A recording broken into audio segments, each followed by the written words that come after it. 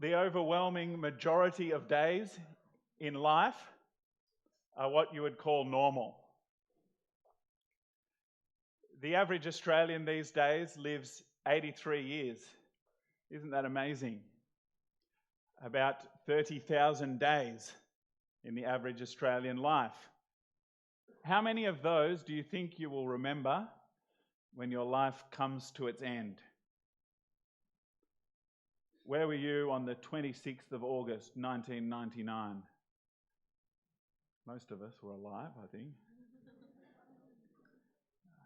I don't know where I was. See, almost all the days of your life are normal, aren't they? Very few of them are memorable in the end. The 3rd of April, AD 33, is the most memorable day in history, remembered the world over through history. And it's remembered by people who weren't even there. And in those days, at any incident, there weren't mobile phones everywhere, no social media. Yet, it's the most remembered day in history. And it's why we're here today, Good Friday.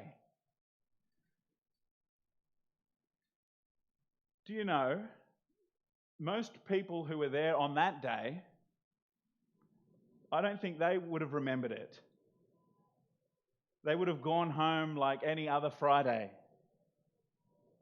They mightn't have even bothered to get their phone out if they had one. See, we don't remember Good Friday because a man died on a cross.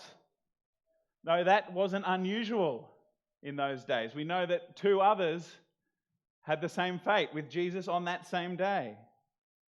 And we know from history that thousands of Jews were killed in the same way by Romans on a cross. Mark tells us that there were people just walking past, going about their business. The Romans chose to do crucifixions like this in high traffic areas just outside the city. So as a warning to those who were walking past, a warning of rebelling against Rome. And so people are just walking past on that day, we see. I think they were desensitized to crucifixion, which is scary, isn't it? It's scary that you could be desensitized to crucifixion. Cicero, the Roman statesman before Jesus' time, said crucifixion is the most cruel and horrifying death, an abomination. And I think if any of us were there on that day, we'd be vomiting at the horror. Spikes hammered through arms and legs, flesh torn by the weight of the body hanging. So it's amazing, really, that most people there just walk past. They hurl a few insults. Not many bother to stop. It's a normal Friday. It's a festival Friday. We know it was Passover time. You don't waste time on a Friday. Get your work done, get to the weekend. So what is it that made this execution different? What is it? Why do we remember this one still today? Well, as Max just read for us, there's a lot in Mark's account that is normal historically. From other historical records, these are the kinds of things that happened at crucifixions. A supposed rebel calling himself king, rising up against Rome. The governor's absolute power to declare death. The soldiers making sport. The scourging and the beating. The cross carrying. The crucifixion. All normal in those days. But Mark gives us a few striking features that help explain for us the greater meaning of that first Good Friday. So we're just going to look at 3, in the time we have, just 3 features of Mark's story. A dark day, a loud cry, and a curtain torn. Jesus was nailed to a cross at the place called the Skull at 9 a.m. And for the coming hours, all kinds of people mocked him. But at midday, the scene changed dramatically. Look with me at verse 33.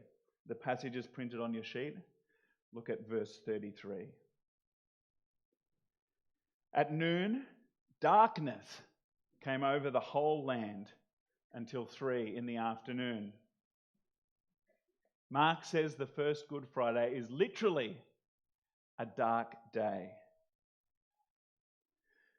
Darkness is a scary thing, right?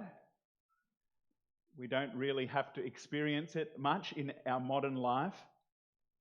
I remember a blackout one night last year in Newington. In the evening, the power went off. I was home alone. My family was away due to COVID isolation. And there was an eeriness about it. I won't say it was scary. I looked out my window down the street, not a light in sight, and I couldn't help but think what might happen in this darkness. See, darkness has a certain foreboding. We know that in the ancient world they were terrified of eclipses. They saw them as a sign of God's cosmic unrest, and they connected it with tragedy coming. And as any child at bedtime can tell you, there's comfort in light.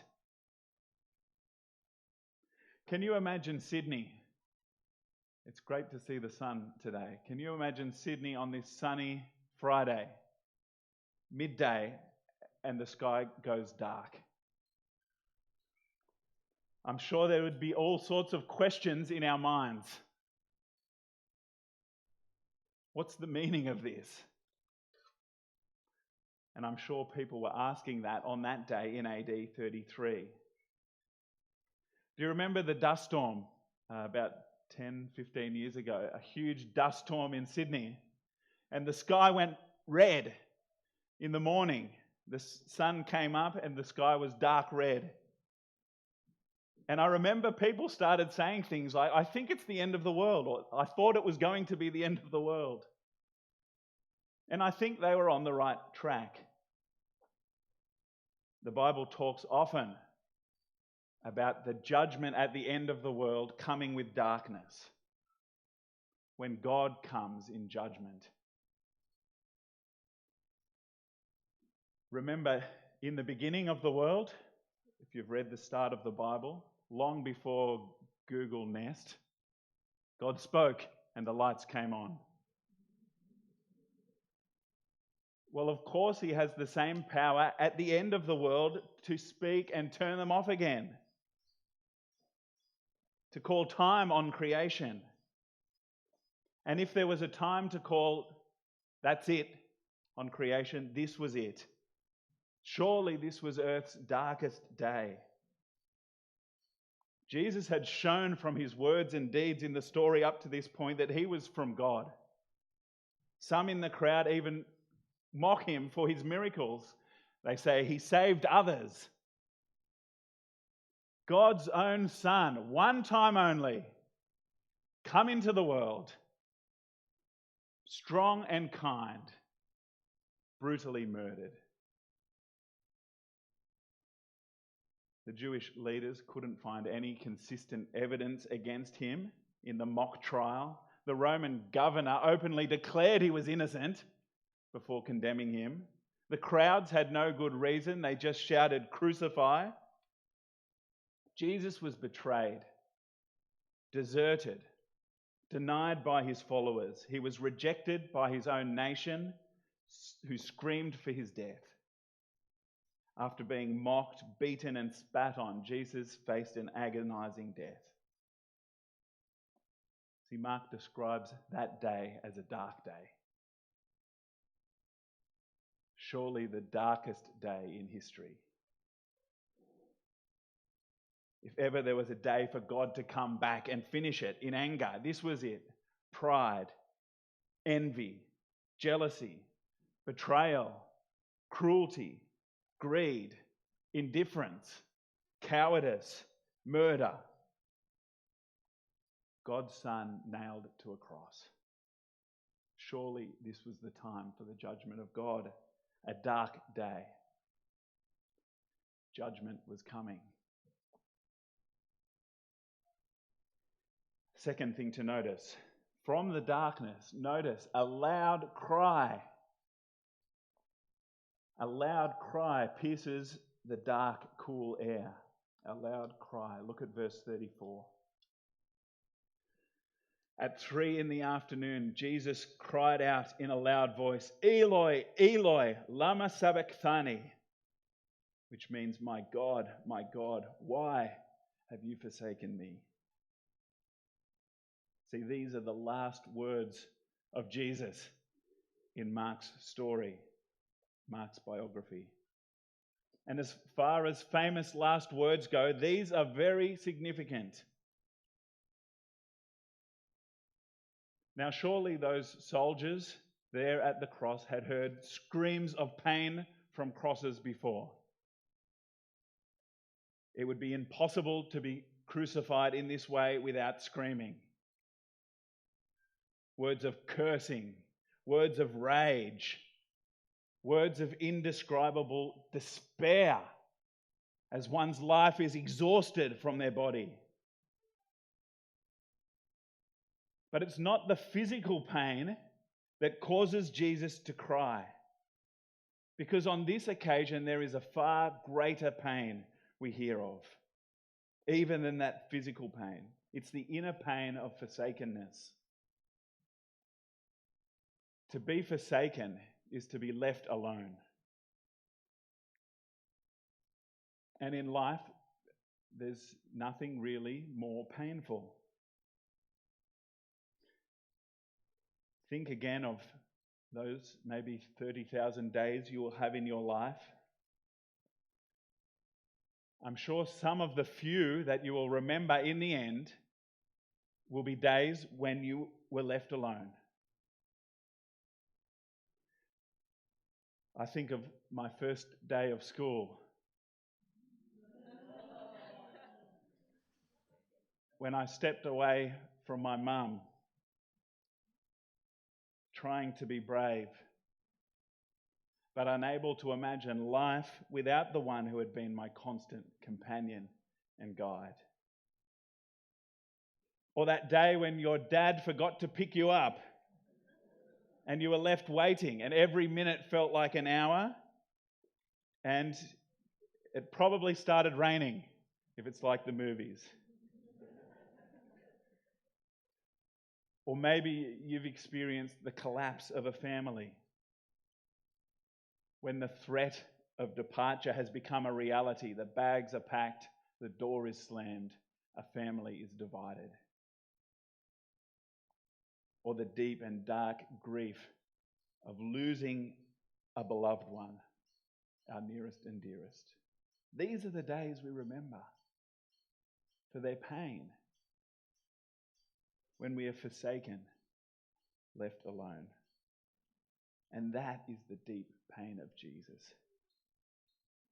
For on the cross, Jesus is forsaken. Forsaken by the Roman justice system. We have such confidence, basically, in a fair trial. Jesus had his death sentence declared just to keep the peace. Forsaken by the religious leaders. They should have been the first ones to recognize who Jesus was. Forsaken even by his friends, who scattered and ran away at the first sign of trouble. Jesus is left alone, deserted. But far worse than that still, far worse. He is abandoned by his Father God. My God, why have you forsaken me? We all know that the closer the relationship, the more the pain in separation. And not just for a lifetime. Had this father and son been together, the Bible says Father and Son as God were together eternally before the creation of the world. eternal love now broken. There is no greater pain in all eternity than in this loud cry. Why would a loving God forsake anyone, let alone his own dear Son? Well, the Bible's very clear that the consequence for forsaking God is being forsaken. In other words, you leave God alone, he leaves you alone. He lets you go. He gives you what you want. God-forsakenness is the consequence of forsaking God. We have all turned away from God in our lives, throughout our lives. We've lived as though he's not there. We leave him out of our decisions. We act like he doesn't control the future. We have all forsaken him. Here's the proof. When God's Son came into the world, we turned away, we avoided him, we killed him. Of course, we weren't there personally, calling out, crucify. But we all have the exact same motive. We would rather live for our own kingdom than for God's kingdom. It shows in our day-to-day life when we ignore him, we don't thank him. It's the same instinct. Keep him out of the picture. The consequence of forsaking God is God forsaking us. He gives us what we ask for. He leaves us alone. And God-forsakenness, as we see with Jesus, is ultimately death. You direct your life away from him, and his gifts stop coming to you. Love, peace, contentment, joy, hope. You can never have these apart from God. And eventually life itself is cut as you separate from the life giver. Many who die don't realize that's what's happening when they die. That they are dying because God has turned away. Because they have turned from him, they don't see what's happening. But back to Jesus and this loud cry from the cross. Why have you forsaken me? Jesus cries. Jesus never forsook God. He died face on to God, eye to eye with God, always obedient. Going to the cross, Jesus knew it was his Father's plan. Not my will, but yours, he said. Many die facing away from God. Jesus died face on, only to see his Father turn away as his life was extinguished. Why? Why? For us. He was forsaken instead of us. We deserve it. He took it. Separated from his eternal Father. Jesus said to his disciples, I didn't come to be served, but to serve and to give my life as a ransom for many. Jesus knew what he was doing. We understand the darkness that covered the earth that day. It was not God's judgment closing in on the wicked killers, cutting their life. No, the darkness was coming on Jesus. God's judgment on his own Son. God taking judgment into himself to pay the price for our forsakenness. A dark day, God's judgment was coming. A loud cry on Jesus, who died in our place, forsaken by God. Finally, a curtain torn. Look at verse 37. with a loud cry, Jesus breathed his last. The curtain of the temple was torn in two from top to bottom. A curtain torn. It seems like a bit of a funny detail in this story here, right? It's a funny thing to see.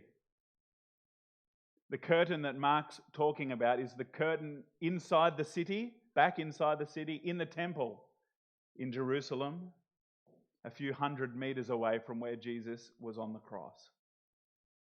And the curtain was in the middle of the temple, and it marked out the most sacred space where people could meet with God.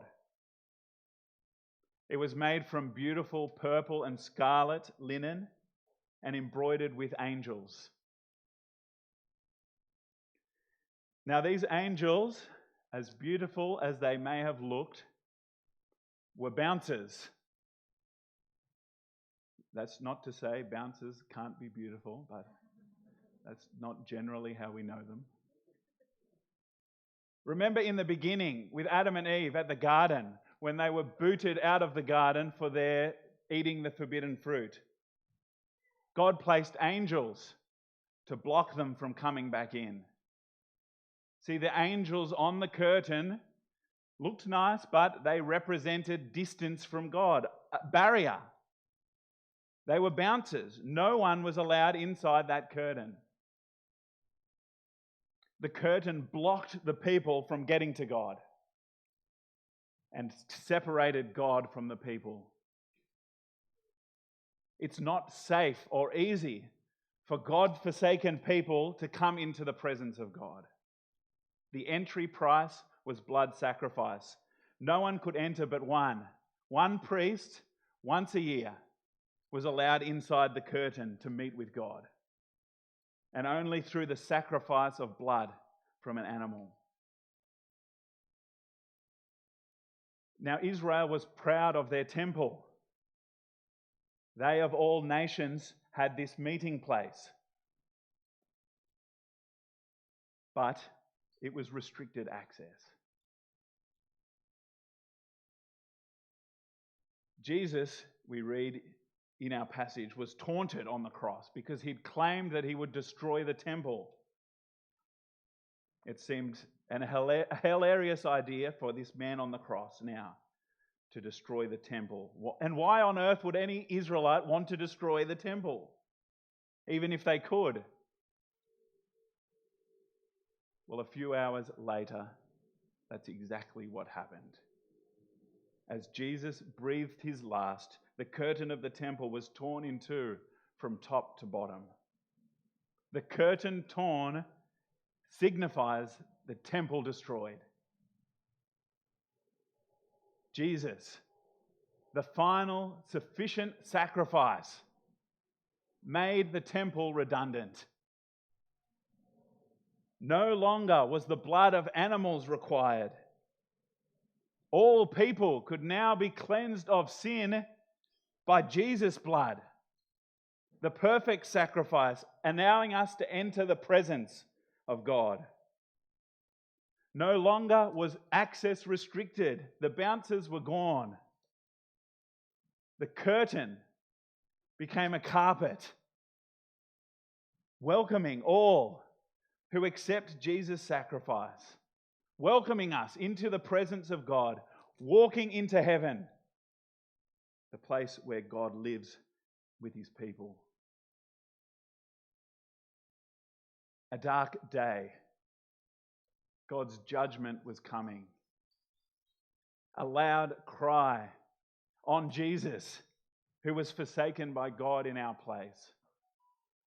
And a curtain torn, making a way for us back to God. That's the meaning of Good Friday. A dark day, a loud cry, a curtain torn.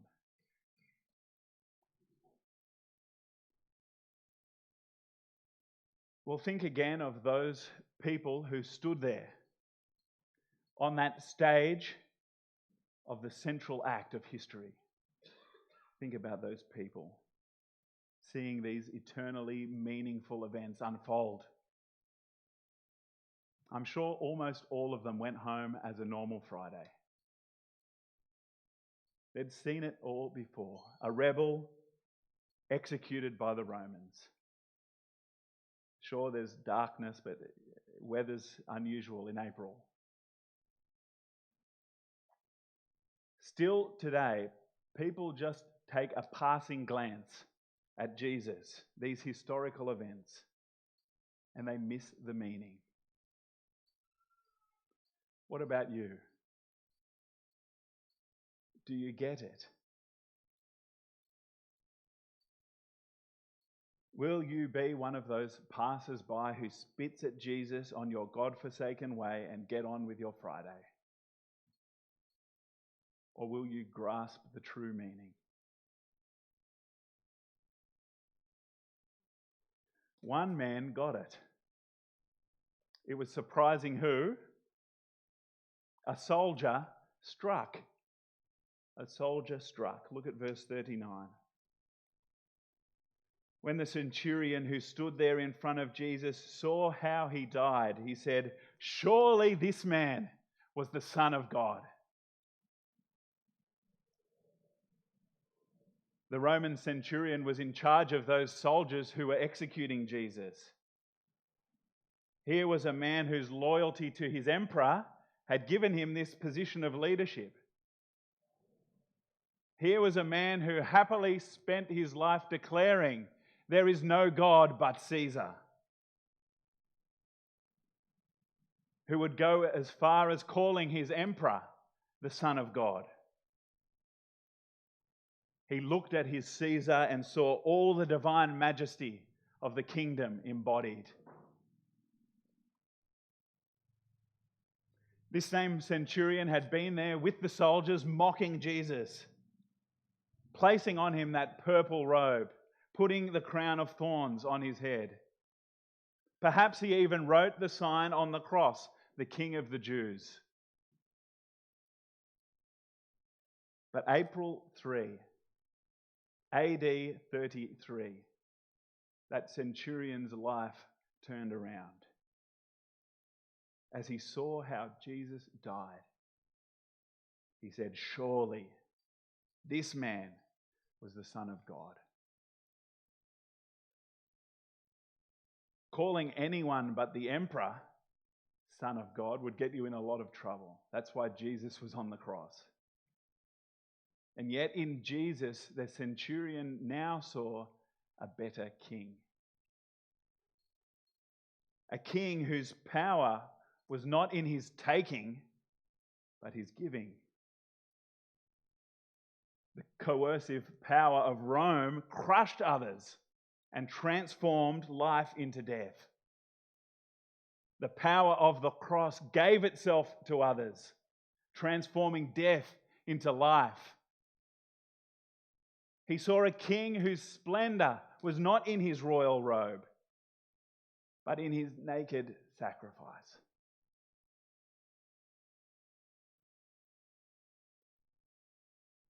His greatest sign was done in obscurity, humiliation,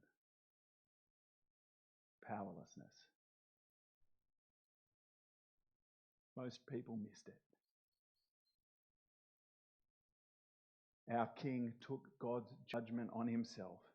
He was forsaken for us to bring us back to God. Most people missed it. Did you see it? The soldier was struck. Do you see? Will you, like the centurion, dramatically change your allegiance? All you have to do is accept what Jesus has done, accept his gift. You can pray to him and ask for forgiveness. It's a prayer that he's paid for the answer. He will answer.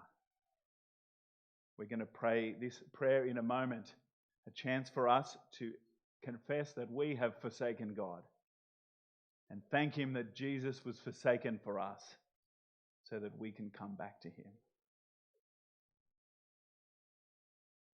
If God is kind, you might get 30,000 days in this world. Will you make this day, April 15, 2022, a memorable day? As you look back to that day, April 3, 33 AD, a dark day, a loud cry, a curtain torn, a soldier struck. Surely this man is the Son of God. Let's pray.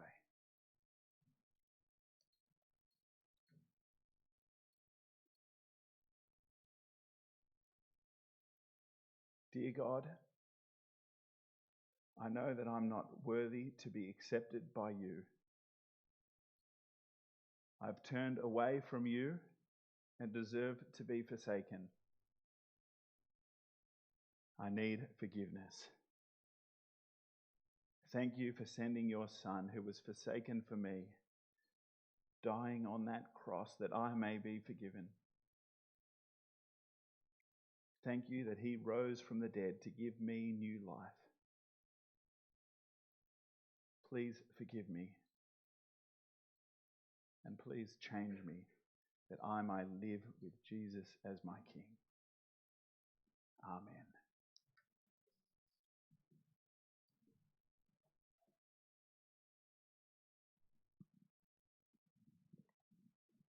Hugh, thanks so much for really showing us that Jesus' death all those years ago wasn't an ordinary death, that on that cross he was forsaken by God, that he took the judgment that we deserved so that the distance between God and us could be fully removed. Thank you, brother. How are we going to respond to this? I want to direct our attention to these welcome cards. They should be on every chair in the room. We would love to hear from you, especially if you prayed that prayer. We want to hear your thoughts, your comments, your questions, if you want to know more. So please write it down. I assure you that we will get in contact and continue the conversation. So I just want to ask everyone to take a few minutes to fill out these welcome cards so that we can welcome you and touch base with you well.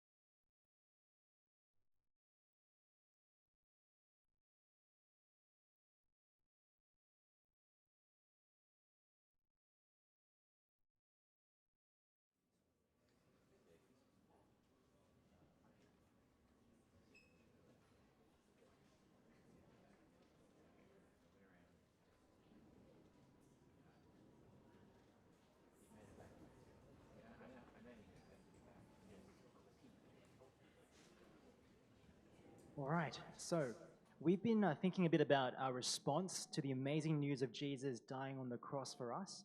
And I want to welcome Max to come down to the front.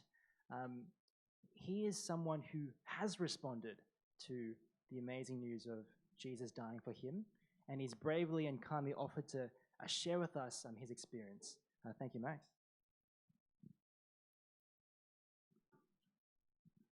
Morning again, everyone. As Ellen mentioned, my name is Max. I am Amy's husband. She's right here in front. We've been going to Newington Church since last year, and recently we've also been going to the Auburn Church. I want to share with you all today amazing and recent change in my life. Before I knew Jesus, I worried a lot. I worried about my job, money, buying a house, basically how to provide for my family. I had big arguments with Amy almost every month.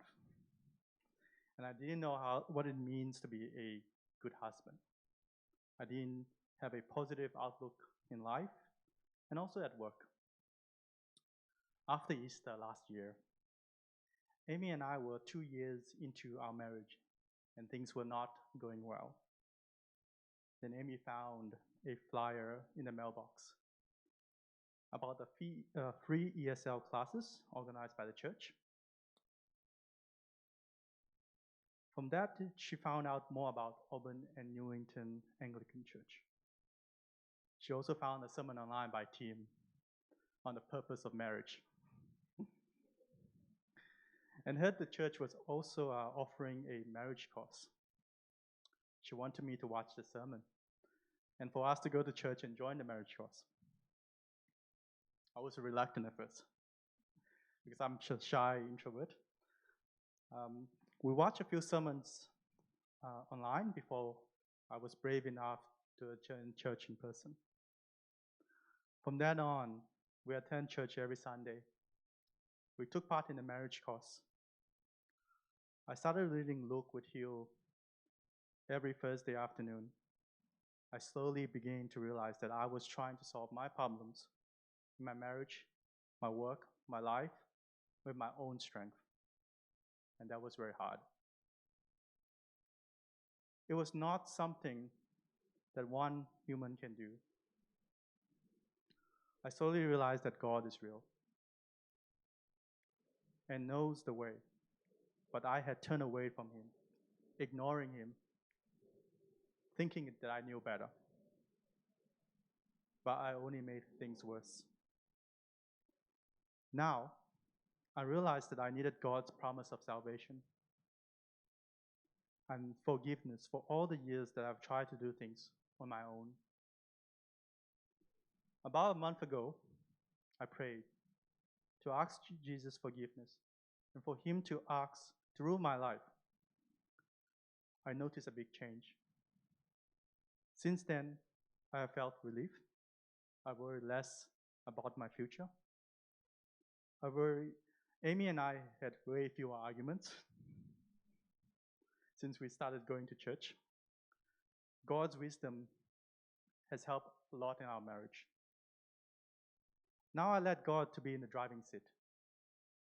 The ride may not be smooth all the way, but I have faith that He will take me and Amy to the right destination. I am thankful that we can rejoice in God's gift of salvation. I'd like to end my testimony today with a few verses from Luke chapter 12, verses 32 to 34. It reminds me of what I have discovered, of what is important in life. Do not be afraid, little flock, for your Father has been pleased to give you the kingdom. Sell your possessions and give to the poor. Provide purses for yourself that will not wear out, a treasure in heaven that will never fail, that where no thief comes near and no moth destroys. For where your treasure is, that your heart will be also. I hope my story today is encouraging to all of you.